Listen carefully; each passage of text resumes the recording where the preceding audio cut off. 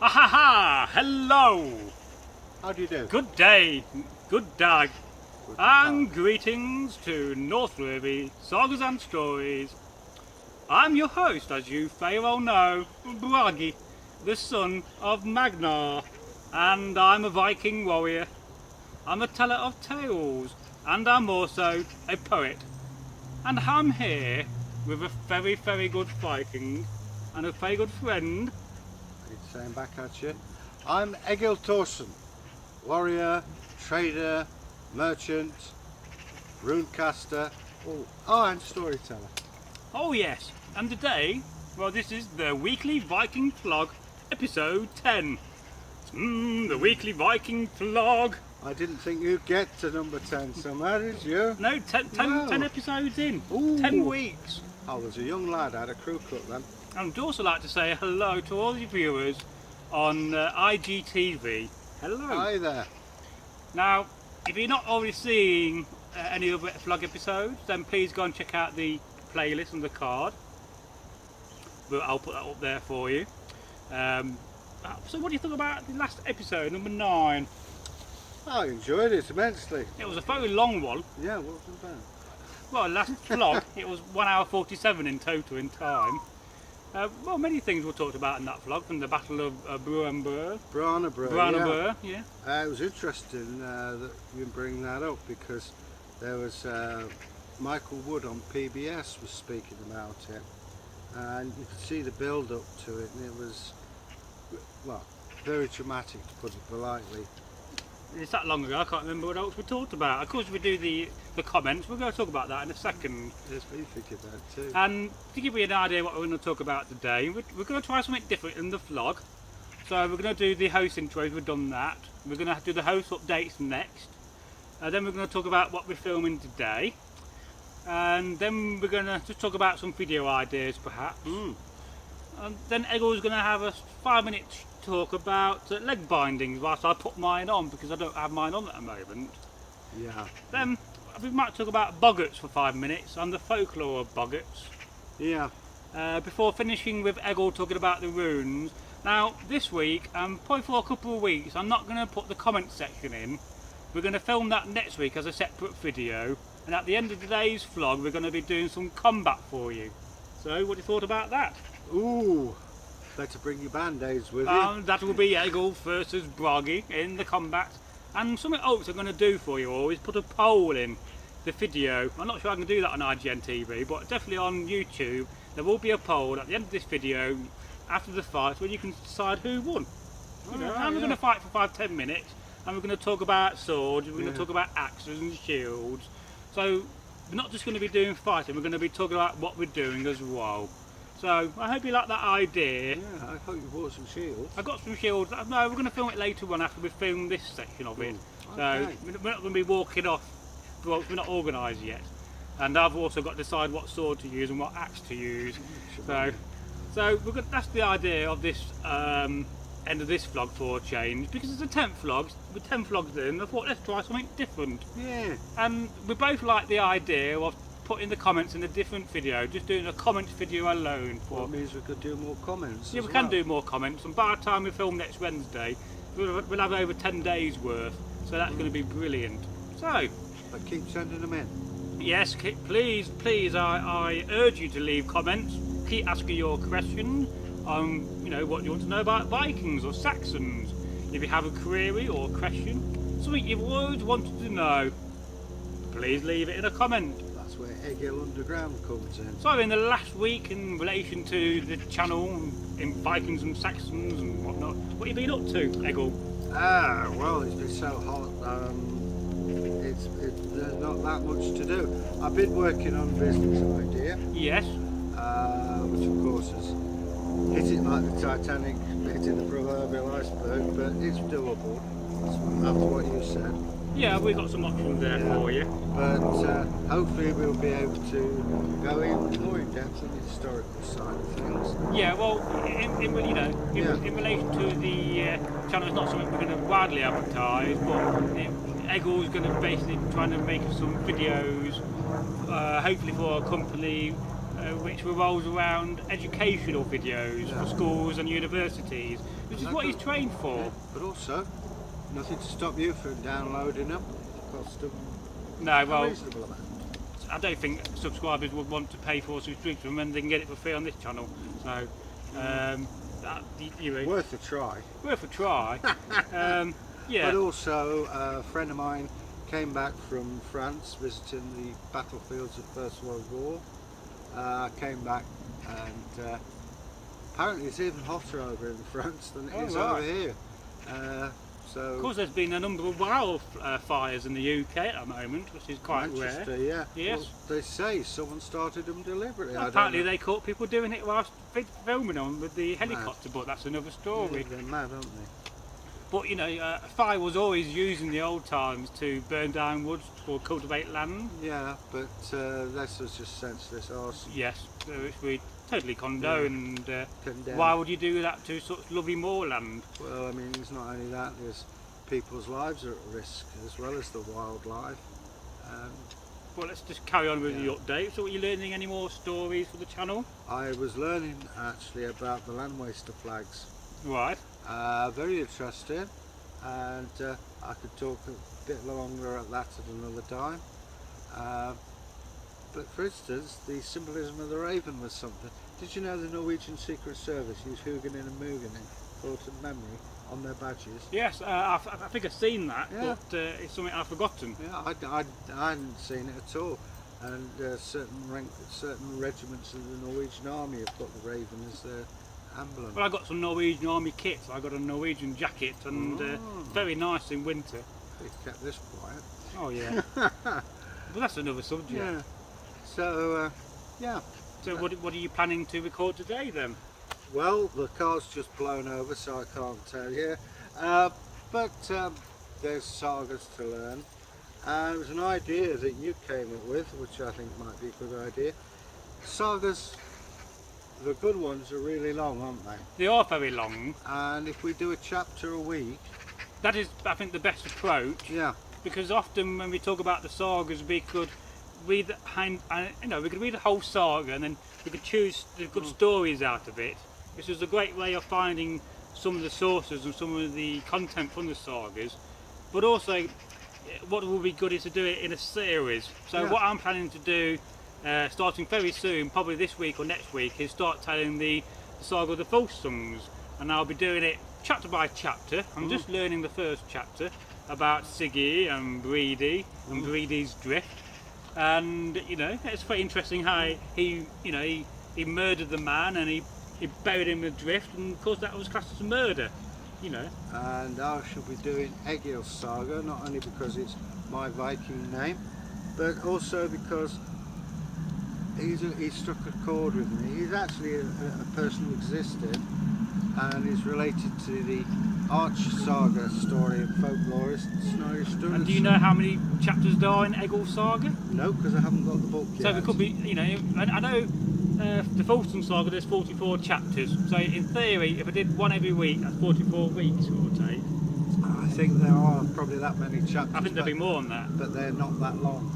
No. I think I've seen the Well, book. would you like to see, if we could possibly get 2 out in a week, we could do 2, but whether that's pushing it for us, I don't know. Would that be too much for the channel for you guys? Or would you be happy to wait a week to see the next chapter of the sagas we're going to tell? Because we do need more content on the sagas, and it's not something, although we talked about it last week in the vlog, the sagas, and it's definitely something we want to address, because we are, after all, Northworthy Sagas and Stories, Not saga. with the stories being the folk tales, of course. So it's something we're going to address. So watch out for that. I think that's going to be very exciting. And let us know through your comments what I'm you trying to think. poke my sword up. Get it out of there! Yay, we did it! So I'm just getting the. If only you could have seen that, viewers. Wow. So I was flicking. We use a little notice board so we know what we're talking about and we don't lose track. Which And is great because I can't see without my But I glasses. can. Thank God. That's why I keep asking you Thank questions. Odin and of course the White Christ. So there we go. Now that's another subject we want to talk about on the video. It's just we just want to make sure and let everybody know that no matter what your faith, what you believe. This is not just a channel for pagans, this is a channel for everybody. So whether you're agnostic or whether you might be a follower of the right Christ, you know. I have been to many church services on camp, and I do go to church services on camp. I like the hymns. I've probably seen the inside of more churches than the average person. I did, as part of my degree, churches in the landscape. So I would just like to say everybody's welcome. So, you know, welcome to the channel. we're No here matter to what. entertain you, not to preach at you. So I would just like to put that across, and that is something we're going to address next week when we do the first of the comments videos. I think we might run that for a month, and we'll see how it goes, and we'll see what kind of reaction we get from the subs. Well, it's a non-sectarian channel. It is non-sectarian. That's why I like shamanism, because shamanism is non-sectarian, and you can adapt it to any faith or any non-faith. So that's just a little chat about that. We do welcome everybody on this channel, and we do really want to stress that, don't we, Egil? Yeah, it's. And if we ever have offended anybody, then we're sorry. You know, we're only human beings, aren't we? We make mistakes. Well, I don't think we have actually, but made a No. mistake. But having said that, it's open to everyone, young, old, whatever. And we're not in here to have debates. We're here to tell you about history. Yes. And to entertain you with sagas and stories. We're here to entertain. That's all. Storytellers are, you know, a very ancient form of entertainment. Certainly are. You know, that's what we aim to do and aim to please. So you may be asking yourself, well, what has Bragi been up to in the last week? Alright, what has Bragi been up to? What have I been up to in the last week, channel-wise? Well, I've been working a bit more on the tags of some of the older videos. I've created a new playlist called Watch This Playlist for More Nordic Folk Tales. And then on the older videos, which are all Nordic themed, so either from the Faroe Islands, which we don't have any so far, but mainly from Sweden or Denmark, Finland, Iceland, Norway, and Finland, I'm sure I said that. All over the world. I created a playlist for that, and I've been pinning that playlist to some of the older videos. So I've been doing that. I've been working on the meta tags as well, because as you know, I recently subscribed to TubeBuddy, so that's been really helping me. Yeah. I filmed in the last 10 days, I think 16 folk tales for the channel, and generally I would learn them within 5 minutes of filming them. So often when you see me tell a folk tale, and the same with Egil, it will be the first time we've told them, you know, generally on the channel. Yeah. So what is so special about today, especially to our American friends? well, when we're filming this, it's the 4th of July. So we'd like to say happy 4th of July, Yeah. a happy Independence Day, and we are going to make a little separate video on this and publish it later on. Have a burger and a bud on us. Have a great Independence Day. Yeah. I just want to say that. I've got lots of American friends. It's always been a celebration I've always, you know, remembered and celebrated. Great people. Especially being an American Civil War reenactor in my past for many years, because I hope to start again one day. So, yes. Happy 4th of July. Yep, same here. And you have a good time, y'all. That's for our Texas friend. Oh yeah, Texas. You've got to pronounce Texas with a big T. Oh right, Texas. It's not Texas, it's Texas. That's how you pronounce Texas. You all pronounce it the way you want to pronounce it, boy. Right. So, I've also been up to, I've been working on a few patterns, some materials. I've started to inscribe my axe. I don't know if you can see that from here. So I'm starting on a pattern, I'm burning it in. Well, you got the thorn of boat, it's not quite finished yet. Oh, it's a boat. Because I've got to go up here, there's the boat, it's not finished yet. There's Jormungand, and there's Thor, and he's got a fishing pole. Now, which one are we going to That's be... Thor's leg there. Which one are you going to be doing? The original old one where he kills Jormungand, or the one where he lets it go? Well, I think in this time he's just caught it, so he's not got to that stage. Perhaps on the reverse side I could do the other image of him killing it, if I can make one up for that. So I've been doing that. It's a long process, and I do use a modern burner to use it. Well, it means having an authentic fire, and it's a bit of a ball ache to go out. But also, I've also been doing a bit of sunbathing and reading a few books. I noticed the suntan oil on the old deck chair. I was not wearing shorts. Yeah, just a bikini. The mankini. A mankini. Not one of those yellow ones. Oh, like Borat. You're not going to get that out of your mind now, are you? Yeah. Egil's actually got one. No, I haven't. Anyway. I've just got a very vivid imagination. So I've been doing that. I'm trying to think what else I've been doing. I've been trying to sort out some more of my kit. I've been editing and making thumbnails. It's alright, we know what we're going to do. So, we've got loads of videos scheduled at the moment. So one thing I've got to emphasise, if let's say today you said leave a comment, can you do a video on axes?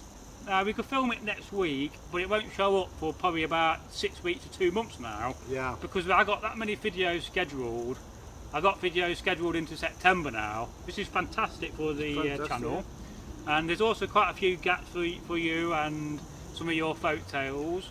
It's quite worrying when you think we've got to start thinking about Christmas very soon. Well, we do. I've got to start thinking about Halloween. And yes, Christmas tales. So, and the bloopers. Yeah, so I'm working on the thumbnails. As you know, I use TubeBuddy for that. A great app. I highly recommend it. I've read about Thor the other day in the Gods of England book. That was good. Brian Branston. Dunar. Yeah. Oh, Dunar, yeah. That's a good book. It is a good book. Very hard to get hold of. It's interesting, all the correlations of the different types of gods from the Celts and what relate to Thor. Well, it was interesting. I saw a programme about, you know, where the sun travels across, and it all goes right the way back to Artemis, and you know the Earth Mother giving out all this, and Artemis, and how she's been represented through the ages. And I was thought of the chariots that they found that was drawn across at certain times and washed and cleaned, and the people who touched it were killed. Yeah. Bit brutal, but those the times they lived in. Oh, one thing I forgot to say at the beginning is that we got the feature back, What's in Bragi's Bucket? Which we're going to do after Egil talks about leg bindings now. So, leg bindings. That's why I put mine on. Most reenactors will know they look good, but are a pain in the neck. Now here's some leg bindings. Now, let's just talk about the first thing you do with leg bindings before you put it on. Swear. No, you roll it up. Yeah. Well, here he is now, he's rolling it up. But the purpose of them, there's a number of them.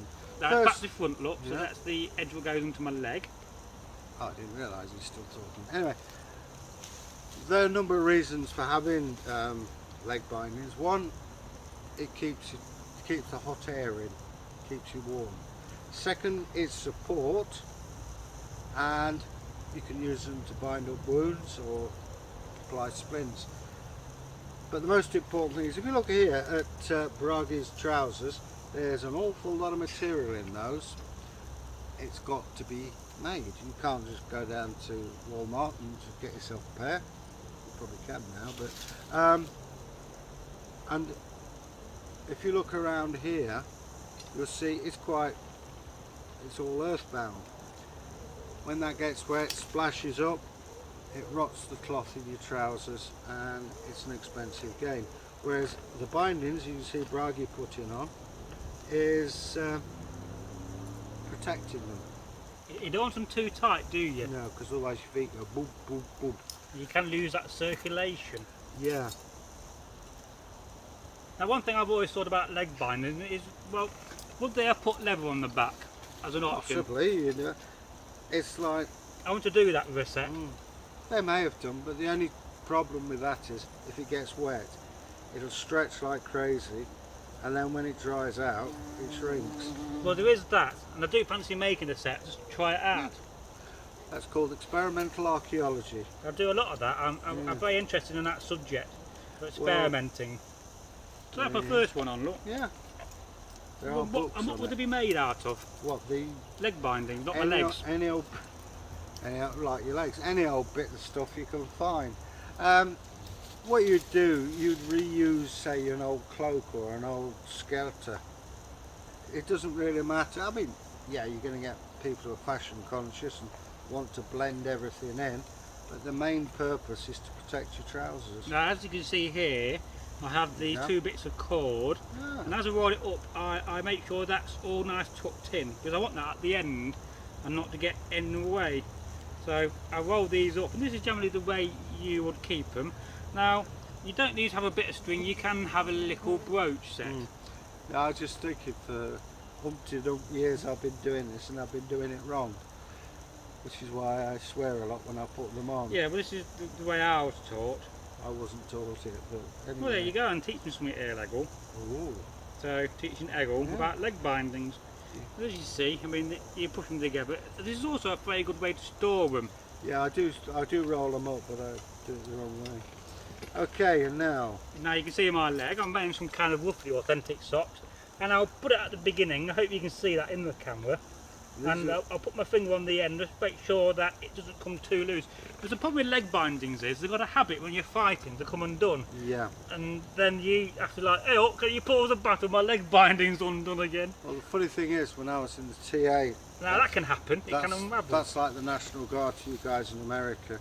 We used to have putties, but you only had to do them about yay wide. And I was on basic training, marching away very, very smartly at the front of my squad. And all of a sudden my putties come undone, and the next minute I'm doing break dancing because somebody kept stepping on it. So yeah, bind them right and you stay tight. I've got an idea for a video involving a bit of dancing. Oh. Would you like to be well known and have a viral video called Techno Egil Viking? If it goes viral, you're laughing. Yeah. Okay, now then. I was hoping I might have brought something with me, a maid, but I don't know if I have. Hold my sword a minute, Egil, whilst you have a chat. Talk about that sword for 2 minutes. This is a sword. Right, he's given me Right, here we have a very nice sword. Bit loose, it needs whacking on there. But this is a Norwegian sword. How do you know that? Well, I'll tell you how I know that. It's the shape of the pommel, this piece here. And Norwegian ones tend to be triangular. English ones, like mine, look like a loaf of bread. Danish ones have just a dome on them. It's got two sides to it. Now you heard us talking earlier about fullers. That's a fuller there, look. And contrary to what people say, it is not a blood channel. It means it makes your sword lighter, but you've still got the same amount of metal in it. And this one's quite a nice one, actually. I think he's lost this one. Yeah. It does. You can use it for battling. It does seriously need tightening up, but. And it's a Denby blade, and they're one of the toughest blades you can possibly get for this era of combat. Do they still make them? No, they're like rocking horse teeth. Teeth. You nearly said it. We all know what he meant. Well, we are a friendly channel. But I remember families. I can remember Denby blades when I was a student back in 1990. That's when 1987. No. I didn't do it that time. Just go pick it up. No, but I won't pick it up. I know what we're talking about. So, But, so we've done the leg bindings. I put my leg bindings on, so that's jolly good. yeah. So we're bringing back the old feature. What's in Bragi's bucket? What's in Bragi's bucket? Now, I do have a mystery item, but yet again I've lost it again. Perhaps you could tell us what this disappearing article is. It's more of a quiz rather than a mystery item. So eventually it will turn up next week and I will lose it again. So hopefully in the vlog episode 11 we'll have a mystery item. What was last time's mystery object? Well, the last mystery object would have been this. Which is? The mandrel for chainmail. There you go.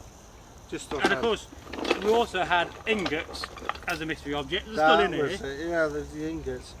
Oh, hack silver. Yeah. Hack silver. I've got some Thor's hammers in there. I'm going to knock you one of these out soon and I'll make you one, Egil. Would you like that? Oh yeah. Can't have too many hammers. Now I've got an object in here we can talk about. It's not a mystery object, but we'll talk about one of these. What is it? What's it used for? Do you want me to say it? Yeah. Yeah. Well, I think this is a personal hygiene kit. Have you got one of them? No. No. It's tweezers for getting the old splinters out. Now, people say, oh, he's got an ear scoop. Why on earth would you want an ear scoop? I'll tell you why. You get the earwax, and then you get your thread, on something like I this, think I prefer beeswax on my own wax for my ears, personally. you use whatever you can get. I mean, most people didn't have access to bees. Well, you got ears. Yeah, so you use your earwax. You normally have ears, don't you? And you pull the thread. I'm going to carry on. You pull the thread through the earwax, and it goes through the fabric a lot easier. Ear. You even find these ear scoops right up to the late Victorian period. I've got one here, look. Mine's a silver one. As for that, I have no idea what that is. That too? Well, that is there. That's like going around your nails. Ah. Various other places you can go around, and it's like a nail thing. Of course, you got your tweezers for getting out your splinters or pulling your hair, or if you're vain, you don't have big eyebrows, perhaps. And of course, you've got your ear scoop and for other places of the unknown. And there you go. It's yours, that is. Thank you very much. I made that for you. Thank you. I shall put that on there for the And then moment. don't lose it in the garden and pass it onto your boat. Yeah. Now, we've got some other things in the bucket. I went hunting the other day. I bought a boar.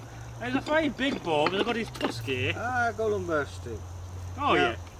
This Look at wasn't just used for jewellery and things like that. These were sacred symbols. You see us wearing the Thor's hammer, Oh, yeah.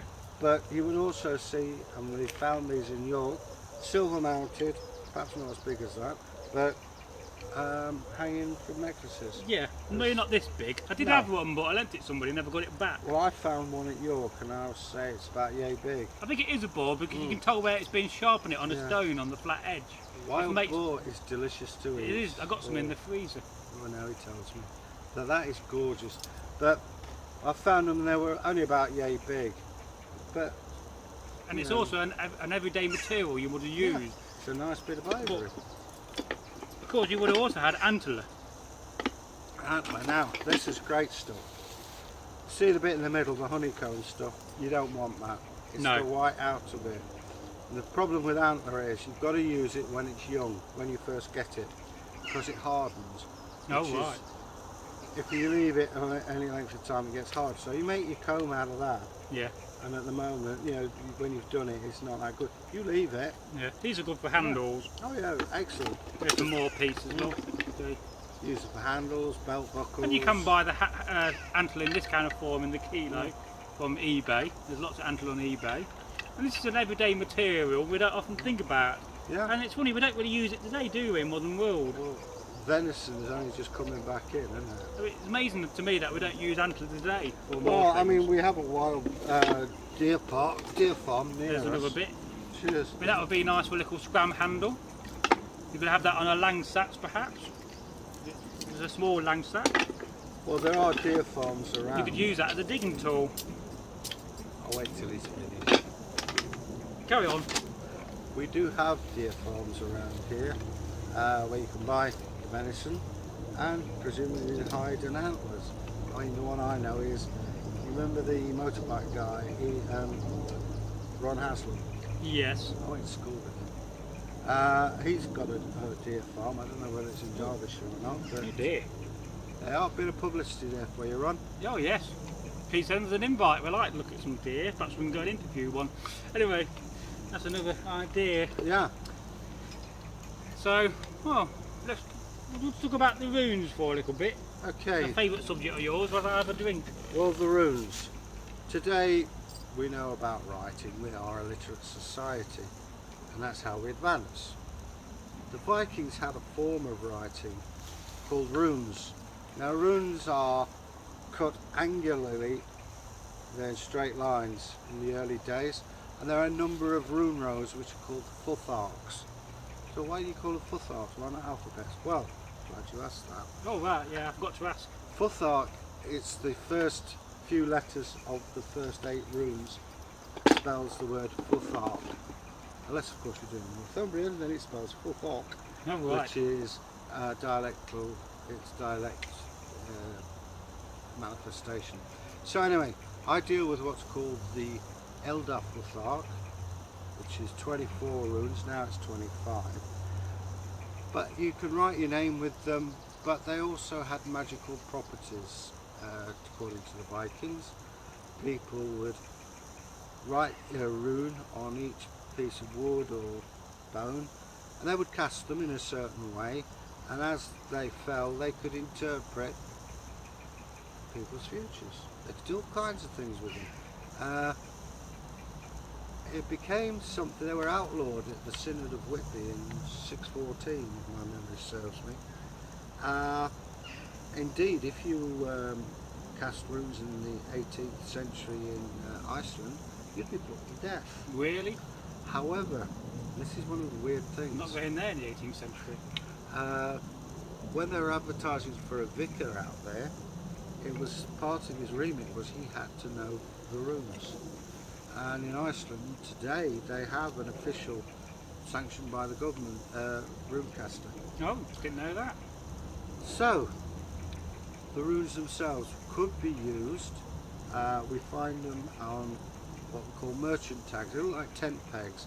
And You've got to show me one of them. yeah, so say Bragi here is a merchant and he's got bales of cloth and furs. He wants to know which it is, so he gets a piece of wood and writes Bragi, sticks it in the bale so everyone knows it belongs to him. Now, I'd look online for those merchant tags, but so far I can't find nothing. So if you could bring that book, I'll take a picture of it and I'll make some. Yeah, well I can draw it for you. Well, draw me. You know the wooden tent pegs that go like that? Yeah, roughly. What's that? We'll draw one later on then. They've also found curses and spells written hidden in bogs, the marshy ground. Yes. But that's because in the view of the Vikings of the time, if you hid something like that, it became stronger. And kinds of people's lives. You combine several runes to form what's called a bind rune if you want a series of things to happen. Oh, that's interesting. Now an interesting modern version, if you look at the Christian hero symbol, cross with like a P in it, they will say it's the Greek letters, first two letters of the word of Christ.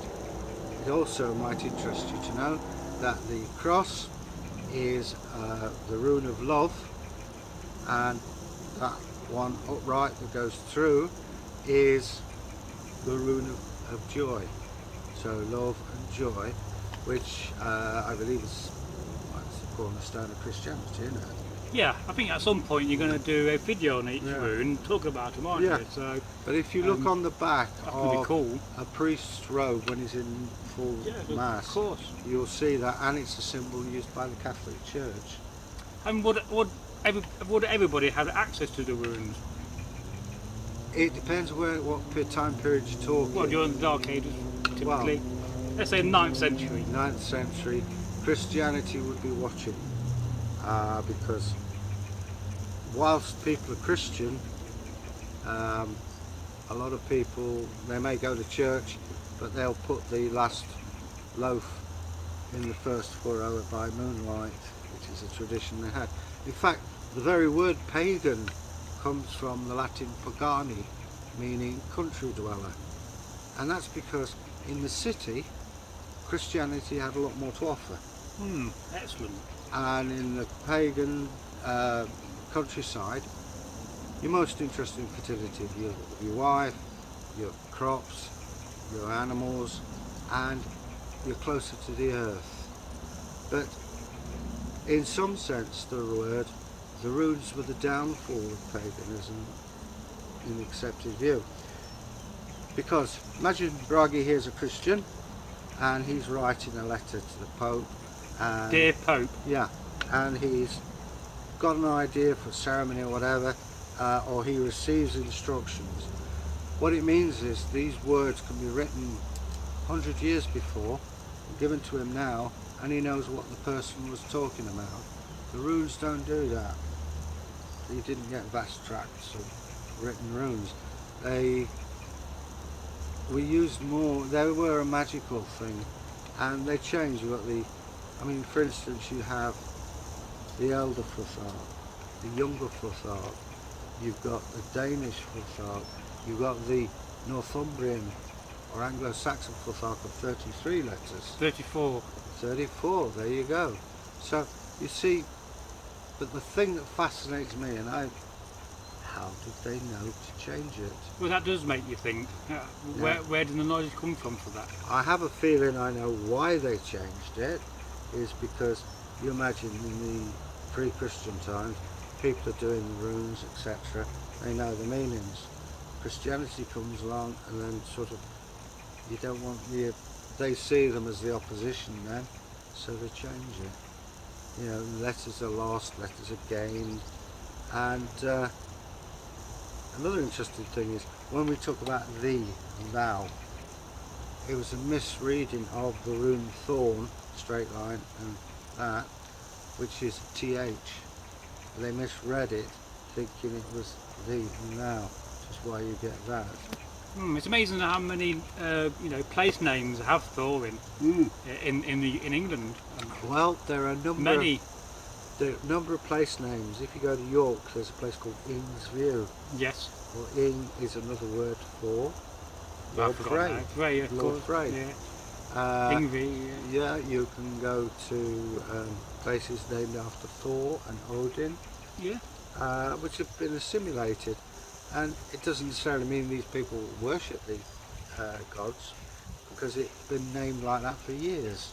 Originally they may have done, but it's just a name of a village. We're lucky in this country in that you've got a rough guide. If a place ends in BY, it's usually Viking. Well, yes, definitely, yeah. But if it's Ham, Thorpe, yes, Wick, it's usually Saxon. Lear, that's the wood, isn't it? Yeah.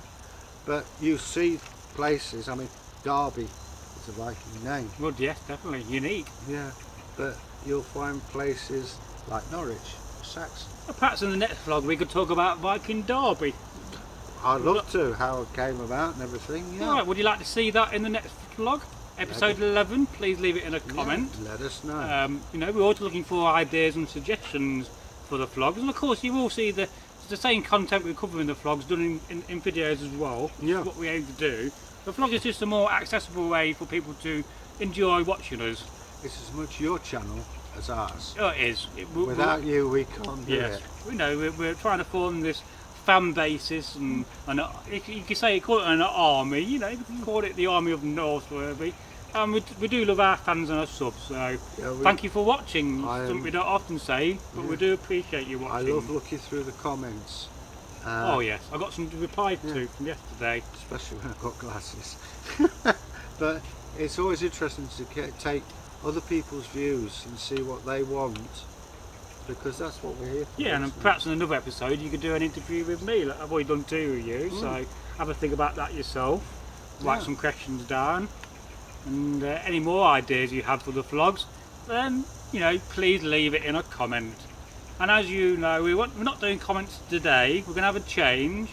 We're going to be doing some Viking combat at the end of this video, which will be tagged on to the end. I'm not sure how long we've been talking. I'd assume about 30-40 minutes now. Quite a while. So at least it's not as long as the last one, because I think the last vlog was a bit too long at 1:47. But honestly, it did not feel like it was that long, did it? 100 minutes. Once you get into it, you do. Time flies. We really do enjoy making this content. Time is fleeting. Yes. Yes. We won't be doing the time warp, you're alright. Let's not do the time warp together. Good Christmas one. Yes, well, we could do that as a Christmas video.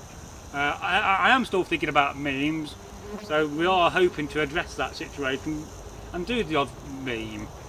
And we've also got the Mr. T tale, which I think I'm going to include that at the end of the outtake rather than as a separate video, because of the controversial fact, of it, perhaps. So we'll see. It would be great if you get the real Mr. T to do it.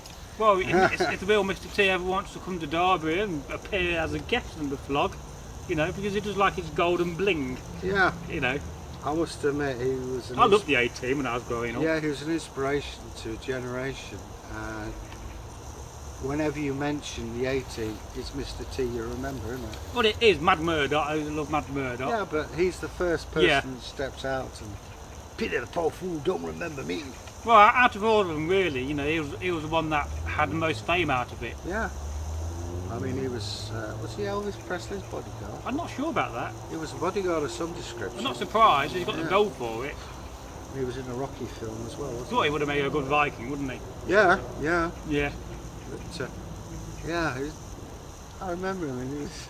I would have loved a A-Team episode during the Viking times. That would have been awesome. But unfortunately, never happened. How many times when you watch the A-Team do you go to? Don't drink the milk, Mr. T. Don't. Oh well, fair enough. You never seem to learn. I wonder if in the Dark Ages there might have been some guy who was afraid to go on a longboat, and they had to knock him out and get him in the longboat. Wouldn't surprise me in the least.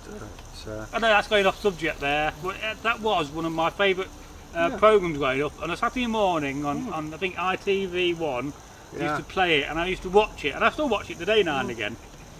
No, it was what it was. They don't make programmes like that. It was just good entertainment. Shooting away with guns and nobody got killed. Oh yes. I mean, have you not thought about trying some new impressions? I'd like to see you trying a Trump impression. I can't do him. No. I could do Mr. T. Yeah, your impressions are a little bit outdated to a degree. Yeah, I know. So, I'm an outdated So watch some Trump and try to do a Trump impression, because I would die laughing if you did a Donald Trump impression. Anyway, that's going off subject. So for now, this is going to be the end of the vlog until the next bit where you're going to see us doing some combat. We're going to film a couple hours after this because it's very hot in the UK at the moment. We're having a heat wave. A tropical heat wave. Oh yes, it's too hot. The temperature's rising. It's hardly surprising because we're having a heat wave. Now this is another subject I was thinking about the other day. Sunbathing. When I was sunbathing the other day, I was thinking to myself, well, did Vikings and Saxons have the concept of sunbathing? Yes, they did, and I'll tell you, there was a case of it. Yeah, go on 'em. Harold Godwinson is marching his army up to he gets everywhere, Stamford Bridge. Godwins, yeah. And the Vikings weren't expecting him to arrive so soon because they took all their armour and shirts off and were laying out in the sun, sunbathing. Oh. So yeah, sunbathing is... So they did have the concept of sunbathing? Oh yeah, yeah. They would sit out in the sun. I got an idea for a sunbathing meme, but it would mean one of us sitting in the deck chair and falling down. Alright. Why do I get the feeling that there's a big arrow pointing at me there? No, I don't mind doing it. But I thought it'd be quite funny if we talk about sunbathing. One of us sits in the deck chair halfway through, it falls down on your ass. Now, I did a video the other day when I filmed a folktale. I sat on my shield, and halfway through that I nearly fell off the damn thing. Yeah. So I didn't edit it out. I thought it was quite funny. And I'm not sure what tale that was now, because I've told so many in the last week. Yeah. I told the tale of the werewolf of Beauregard. That is a Danish tale. So I know Cheetah would love that. Yeah. I told a tale about the corpse that would not rot. An Icelandic folk tale of where they found a corpse on the beach, but they buried it and the corpse would not rot, and every time they dug it up it was turning the other way. So that was an old tale. I remember that this has actually happened. Yes. The Christian believed that if the body was not corrupted in burial, they were a saint, well, it was a sign of God. And St Cuthbert, yes, when they dug him up, for reasons best known to themselves, he hadn't. No. And That's interesting. Yeah, and there's also a rumour that they found William the Conqueror's coffin many years later, undid it, and there it was. We also told an English folk tale the other day, which was called The Dog That Talked. And although it's a later tale, and in the tale basically the guy goes to a mead hall, and outside there's a dog. And then he goes, he's just about to walk in, and the dog says, "Good morning, sir." And the man, the warrior, looks at the dog and thinks, what's going on here, thinking the hearing thing. And again, the dog says, "Good morning, sir." So he calls it good morning, and goes into the landlord and says, "Well, that's an amazing dog out there you've got." The landlord said, "Well, I don't think it's that amazing." Is it not amazing that I walked in this building today, this longhouse for some mead, and that dog out there said hello to me twice, said "Good morning, sir." And then the landlord said, "Well, was that little dog close by, little white dog?" I said, "Yes, there was, by chance." "Oh, that dog's amazing, good for its voice." Although in the modern tale, from probably the 16th or 17th century, they called it a ventriloquist, which often gets me thinking of when that term comes from. So sometimes we have to adapt these tales to suit the tale and make it more into a real setting. So I told that one. I told another tale called Old Nick Builds a Bridge, and that is a folk tale from Iceland about a man who is hired to build a bridge over the Ranga River and to Odie Church, and he has for the first 3 things that cross the bridge to be his, and in the end they threw 3 puppies over the bridge and he had that as his payment. So that's another folk tale I told, and I've told a few more, so you'll be seeing them in the next 2 months. Yeah. I wouldn't mind, but I've got an older brother called Nick. It's cars, not bridges though. Yes, so until later on in the second part of this vlog, we'll see you in a bit. Bye bye. Bye. Wassail. Bye. And hello, we're back. Hi. With the vlog episode 10. And this is the stage where we'd normally do some comments, but for this episode and for the next few we're going to do some combat for you and some other things. So let's just talk about combat in the age of the Vikings, Egil. Yeah, sure. Everybody thinks everybody is fighting all the time. There was a minority of people, usually wealthy, who fought. So how do you fight? Well, the first thing is you need a good shield or skallborg, and they fought in lines. So what we would do, let me just demonstrate with the command skallborg. Skallborg! Now that means he's defending me, I'm defending him, and I'm defending whoever's next there. As you can see, he's already brought his axe into play, and you'd literally advance, step.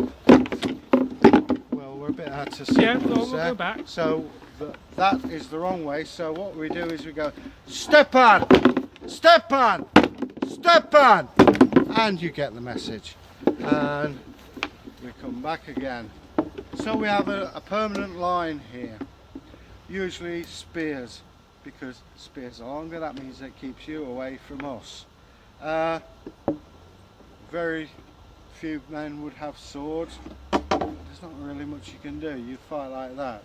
But you operate in a shield wall, but the shield wall could be broken. Okay, so now it's one-on-one combat. So that's when you have to learn how to use your sword properly. 2 Viking leaders, Saxon leader, Viking leader, whatever, are fighting each other. Single combat, there's a number of reasons. It may not be a battle. It may be a legal matter where you've decided to have ordeal by combat, and the gods or God decides by whoever wins is telling the truth. Tradition that's carried on actually. Even in Scotland you have the King's Champion or Queen's Champion. Indeed. I believe we've still got him. It's not exactly what you call a warrior, but it's just an honorary title. So there we go. Now the shield itself, if we look at the front, there's this boss, and that's, we look at the back, there's a bar to hold it to protect the knuckles. So if I may demonstrate that, you hold that in close to you, because if not it's going to be over the top. Would you like to demonstrate that with your sword? If I hold it loosely, I'm a dead man. So you can only do that once, and so you're dead. So you hold your shield as close as you can without impeding you. So now let's go to Bragi. Bragi's a very well-to-do man. He's got a steel helmet, well, iron helmet. Now you notice the shape. This is the latest fashion. I'll do this gently. If you're being attacked and you hit on the head, this shape, it slides away like that, leaves me open. Same again the other side, like that. If he had a rounded helm, it would bite in. There's also, why has he got that? Well, that's to protect him. The bridge of the nose is very, I won't hit him. I like my nose. But there you see, that, he'll make his eyes water, but he'll live. If you hadn't got that, no matter how good your helmet is, you're dead. Fashion, yeah, but the main thing is protection. That's what it's all about. He's got a single-handed sword like myself, pretty much the same style actually. Good sword. Yeah, well, it's lasted me a few years. You notice he's not wearing a gambeson or mail shirt. It's a bit too warm. Well, also, only things like kings and princes and maybe the household would have. You know, he's fishing out his bag. Yeah, one thing we don't carry in a battle is a short weapon. Yeah. So while I'm getting this out, I'm going to throw it in front of the camera. Mine's over yonder and over there. And one thing we should talk about is the combat rules we follow. Yeah. Which we are going to do another video on at some point. But we don't hit the head area. So above the shoulders is a no-go. We don't hit below the elbows, bearing in mind of the lower arm and the hands. We don't hit below the top of the knees, because your knees are very important, and so are your lower legs, and that will be an illegal blow. And we don't go for any of the regions which may be painful. I need to say more. From there, gentlemen's areas are prohibited. Yes, and the last place we're very careful of is the spine. Yeah. We never make contact with the spine, and if we do, we always slide across. So we're going to do some fighting now. There's one more thing I would like to say, yes, and it's urgent that every reenactor who fights should do, and that's a tetanus jab. Yes, and also to make sure that your weapons are safe beforehand and not got any sharp burrs. I've tested mine, so we both know both our weapons are fine. Yeah. Because at the end of the day, we're doing this for fun. We don't want to have to cut ourselves. So that's another important aspect of it. Bit of exercise, bit of fun. Also, normally you'd have a helmet on. Often we would wear arm guards and gloves to protect us. So basically what I'm doing is what you shouldn't do. Yes, well I do have a glove down there, did I offer it to you? Yeah. So, yeah, so we're going to do some fighting. Now also, before we do the fighting, there will be a poll on this video. So at the end of the video you can choose who do you think won the fights. We're going to do a few fights. I'm probably talking Patron as well about some of the different combat methods and what we're using. We're not going to go berserk, don't worry. So first of all we're going to do the axe against the sword. Now you can have a sword, I'll use the axe. So try to come this way a bit more.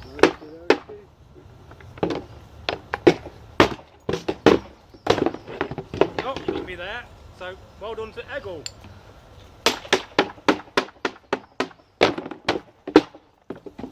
Ah! You got me then. So it's a 1-1. Trying to show off using my shield instead of my weapons. Now, some days you want to fight and not have to move. It can be very difficult to be defensive. And you can see straight away I can slice my back with my axe down his spine. Yeah. So, but notice he used the flat. yes. I didn't go in with the point. If you turn around, Egil, I'll demonstrate that with your back to camera. So as I was coming in, the main thing I made sure was that my axe was flat and that he felt it. Now, what I'd never do that, because there's his spine and one good blow could seriously injure him. Well, although these are blunt weapons, they can kill you. Well, they can. If you don't know what you're doing. Same with the sword blow. You don't hit like that. You hit like that. Yeah, you do get bruises. It should be no more than that, so that you can acknowledge it. Yes. Without damaging them. You're not here to hurt.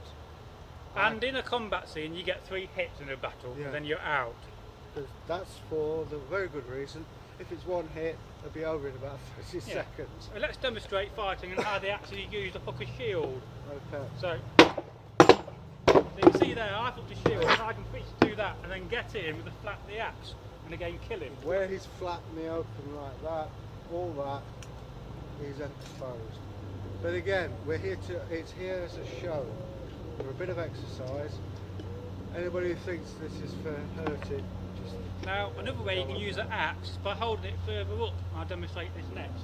Intrigued to see this. Alright! Yeah. Yeah, you need to be fast and you need to be accurate doing that. Yeah. There's another method you can use an axe. Yeah. Well, if we look at the axe for just a minute. Yeah.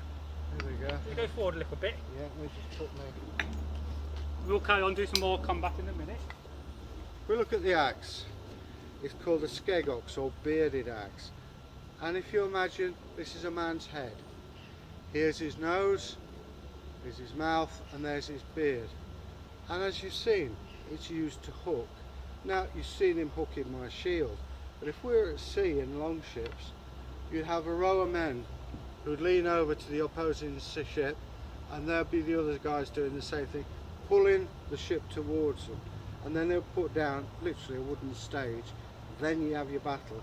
So you got people holding on, so the ships are having a platform.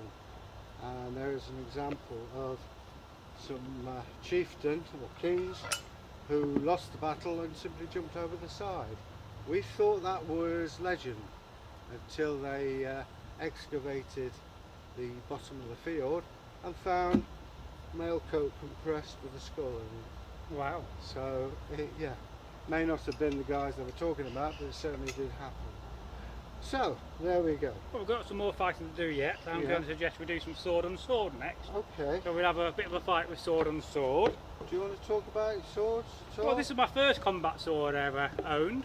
I don't think you've seen this one so far on the channel. Do you want to talk about this, Egil? Yeah, well, You probably know more about the style than I can remember. again, it's similar to my own, which is English or Saxon. Danish ones are right, they're domed over. Norwegians are triangle. It's just a fashion. We just go to close to the camera and show you that. That's called the pommel. The big knob on the top is called the pommel.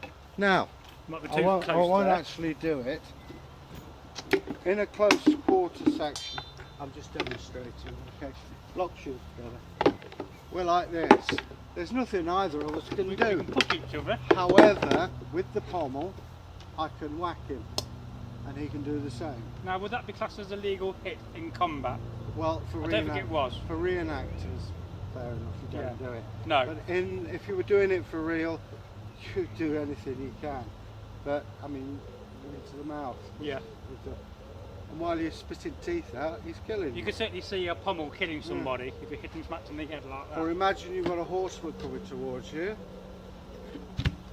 Turn it around, under the chin, you'll break his jaw. You'll take him out, he will stop concentrating on you. That's what it's all about. And these, at the end of the day, what we're saying is, don't kill me, I'm worth a lot of money. Oh, yes. And he's again, look at him, he's dripping in wealth as far as the Viking's concerned. If you got a 9-foot spear, you rule the battlefield. I always maintain that. Yeah, until you get somebody close up who can kill you. Yeah, but you make sure that you use the shield wall. Well, you've got to be working in a team, and that's one thing we forget about Viking Yeah. combat, is that when you're in the shield wall, it's actually teamwork. Well, you work in pairs. The way I used to use a 9-foot spear was to use the shield wall as my shield. Yes. Well, when we've got some spears working and ready to go, we will be demonstrating that in another video. And also, we'll be training somebody up, I hope. Well, we hope so, yes. If he can play ball. We'll just do a sword fight. Yeah, well, yeah, that's a hit. Got me on that.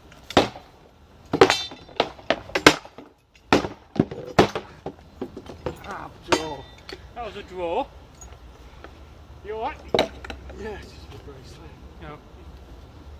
I'll give everybody his own.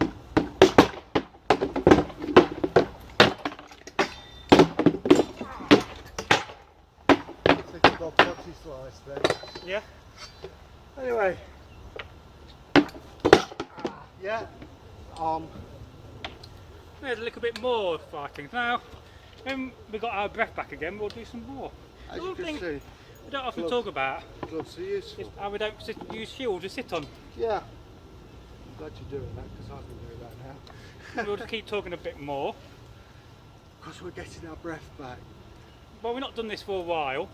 I did some combat last year with the Yorvik Vikingr group. So hello guys. Must have been about 6 years since I've fought. Not bad for an Odin. Well, perhaps in a minute we might just demonstrate the 6s and 7s, and that's basically the hit areas. And we'll just do that slowly without actually doing any combat. Oh, When you got your breath back. I'm the practice dummy. Well, we'll do both, because you've got to learn both to defend and to attack. And Go on then, use me as a dummy. So we don't need a shield for this. So what the 6s and 7s are, is basically get your sword out, you're going to have to defend me. So when you start training somebody with a sword, you're probably asking, well, why did you start that? Well, you start to teach them the areas they should be hitting on, should be defending. So the first one is the upper one, then it's a side one, in the middle. So I'm going for the middle area, and then the last one's the lower leg, and the same there. Now there is a 7, and that's a thrush. Now when I thrush, you've got to do a sweep, remember? Yeah. So, but we'd very rarely use that. We normally just stick to the 6s. You always knock the blade away from your body. It's very tempting because I'm left-handed to do the other way around. If I do, let me just do it the wrong way around. If I do it the wrong way around, it's thrust down. All right. I'm actually slashing myself. Yes, you could be. Yes. So you do it the other way around. You get them out of the way. Thing I used to teach people: use the sword. There are hit points. I won't hit you. The head is the first one. The weight of the blade then carries it left, so right, left, there, and a part I'm not going to touch. Now, do you want to demonstrate how, in a battle, we would incorporate a head hit? Which we do now and again. It's a rare thing to do. No, you do it on me because I'm wearing the helmet. Yeah. So Egil will demonstrate as we're fighting, and he'll do a blow on my head. But normally when we do this, we choreograph this. Yeah, it's agreed beforehand. So we're going to do the 6s, and at any point you can come in.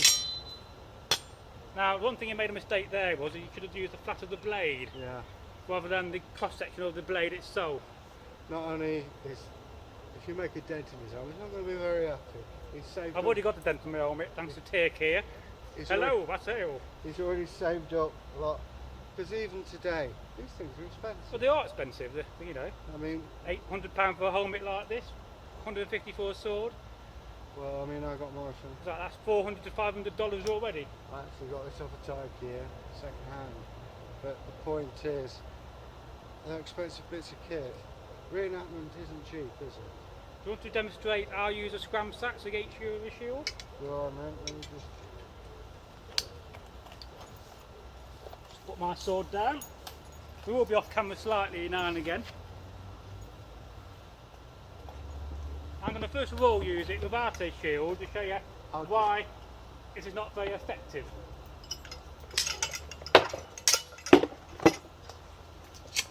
I was looking to get a kill in there. You nearly had my beads off, and then I would have had him. Yeah, but he did get me on my leg. So, but the thing is, you can get them before they get you. Yes, he's got the length, I don't. Let's just compare the length. Let's go this way. So if I reach out as far as I can, you can see I don't have much of a length, but you reach out, he's got me. I'm not even anywhere near him. But you're going to show them how you can use that scram with a shield. Yes, I'll do that next. Do one more fight. Okay. See if he got me again. It's very hard to win with a scram. I think I've got you on the elbow. Yeah, well, it would have been slightly illegal, but okay. I'll give you that. Now, another. I've got a shield now. Yeah, you're gonna. All right. Now this is going to be more difficult. Yeah, not me first. But I got in there again. Another thing you can do is to hold the scram. You're going to hold the scram there. Yeah, you can have your scram in the handle, have another weapon on the go. Pick your sword up. This is a very effective way for fighting a spearman. Yeah, you got to be very careful, especially if you're breaking through. So what I'm going to do, we'll knock Bragi's sword out, and I'll go forward. Yeah. Okay, so knock the sword out. My sword's dropped, I'm going forward. And I'm flashing in the back. I didn't see that coming. So again, it's We'll demonstrate that again. yeah. Do you want to show up the grip? Yeah, so I'm gripping the knife itself in my hand. I'm not wearing a glove. Normally I might be wearing a glove in this hand. So we do tip tap, sword out of his hand. My hand I go forward, yeah, and I'm not even aware that he's done it. I'll just turn round there. And it's perfectly legal. And I also use the flat of the blade to hit him. Yeah. It's, the point is to have fun. Yeah. Now, let's try something different. You have a shield and a sword, and I'll go for a shield and a scram. Okay. This will go pretty fun. Because you've got to think about the berserker. Sometimes the berserker wouldn't carry a shield. Well, berserker will probably be naked, which is an octopus at the start. and get. Sorry, you alright? Yep. We'll So see you got again. this is why you wear gloves. That's my fault. I got you on me. Yeah, he got me first there. It was a bocce chop. It's very difficult without a shield. You got no protection at all. There was one way, a guy, Paddy Lodian, Yeah. he demonstrated to me fighting without a shield. And Yeah. what you do is, as I attack, you keep using my shield as your shield. Oh right, so I get close up to it. Yeah. But every time he moved, Yes. you moved in line with the shield. So no matter where I'm going, I'm at a disadvantage. And you can reach over. Yeah. And get into the back. That's it. And Yeah. basically get so annoyed, and also your arm gets tired. I mean, the reason why we wear gloves, because if we're not careful, we'll all break fingers. Oh, you get. Yeah. Little. But this is what we're used to, so we are accepting we're going to get injured. It's like playing cricket. If you're frightened of being hit by the ball, don't play cricket. And So as you can see there, with the scrum and the sword, I'm a little bit out balanced and I can't quite get him. So let's swap now to two swords. This is also showing off my wealth because I can afford two swords. it looks very effective, but it does have But problems. it is effective, but yet again, you've got to defend with one and with the other. Ah. Draw. Now the problem he's got, which you may have noticed, you can't defend, you have to attack. I'm all running the around time. a lot more as well, Yeah. have you noticed that? You have to use, you haven't got a shield, so you have to attack all the time. Yes. It's, believe you me, is even more tiring than somebody holding a shield. Yeah, it's a bit like a combine harvester, Yes. and I was aware that I didn't want to hurt him, but at the same time you've got to mega think it, you can't stop, No. which looks very impressive, but it's an attack thing, isn't it? It is, and you also got to learn to attack defending going forward and backwards, and that can be very hard to do. Well, it's things like, gosh, your son's over. I come down and he traps it like that. So what's he going to do now? Exactly. And I'm sure there were people who probably yes. learned how to use it. They would have practiced, they had to practice. Now getting back to the King Arthur film we saw, if you see the Kingdom of Heaven, I'm not going to do it, is when you attack, is that Yeah. from the height, because then you've got control. If you're going down low, Yeah. you can kill me. You're not going to bother The, going the problem with that grip is, Yeah. if you're trying to start a fight like that, I'm Yeah. already quite open, Yeah. and I've got to swing it, and it's a very dangerous weapon to do, swinging Yeah. around with two hands. But you see, that's a different style of fighting. Yeah. Broadsword fighting. I think with one hand, with a sword like this, you've got more Yeah. control, whereas with two hands, Yeah. it's a bit like using a lightsaber, I suppose, in modern world we know. Swing, swing. So, So anyway, one thing I do not advise is sword on sword, because you cannot always get flat like that, no. and you're going to end up with a hacksaw Yeah.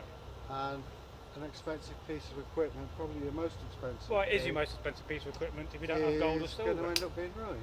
Yeah, so let's just move up closer for the finish of this video. Okay. So, What we do? we do hope you like this little bit of combat. Yeah. Just something different for the end of the vlog. No doubt as we do more combat we'll get better again and become fitter, you know, over time. And don't forget there's a poll in a card, so you can go and click who you thought the best today. And if you want to see another combat video for the next vlog, then perhaps we could do something there as well. Yeah. You know, But perhaps we could demonstrate fighting in a circle, or maybe they could send in videos of them. yes, Those guys. if you've got any combat video you want Yeah. us to look at and to review, we could do that. And that includes women fighters, because women fought. I don't care what people say. I know Well, they certainly in fought. modern reenactment, some of the toughest people to fight are ladies. The more intelligent fighters, because where men rely on strength, women use tactics. I'll start with an example. Fighting at the Eye of York, Yes. two opposing lines. I was using my 9-foot spear and the people as a shield, and she had an axe. And when you knew, you're a bit keen, and she just watched somebody coming out of line, got him with the axe, dead. And I followed her, and she kept smiling at me. I didn't get her at all, but I thought that's the best use of an axe and a shield wall I've seen. Oh, definitely, yes. But, yeah, but as I say, I love the 9-foot spear because you don't have to carry one of these. And I was wearing mail at the time. Well, in order to be able to use a 9-foot spear, what your shield needs to have is a leather strap, which none of our shields at the moment have. And we need to get together one afternoon and spend a bit of time putting some of this kit together. Yeah. But that's another subject, and perhaps we could film that. And I was talking about, you know, how to maintain a shield, or. But anyway, this is the basic of combat, and so long as you observe safety rules, there's going to be little minor. I've got a sore finger, but it happens. I've got a bit of claret, but hey, if I was worried about that, I wouldn't have done it. I won't choose to be a Viking if I wasn't going to get wounded now and again. It's like I say, if you play cricket, you're going to get hit with a ball occasionally. Yes. And if you're not wanting that, then forget it. Same with rugby. It's a bit more, when you lose your front teeth. But, anyway, I hope you've enjoyed it. We will be doing some more at a later date. So, until we meet again. Yes, don't forget to go and leave your comments on this video. And next week we'll be filming a comment video, reading subs comments. Yeah. A separate video for a change. So it means we get to answer more. Yes, so any more comments on this video will be selected. Yeah. So please leave your comments. Okay. And don't forget to like the video. And until the next time we meet again, Russ Hale bye on now. Northworthy Sagas and Stories. Bye.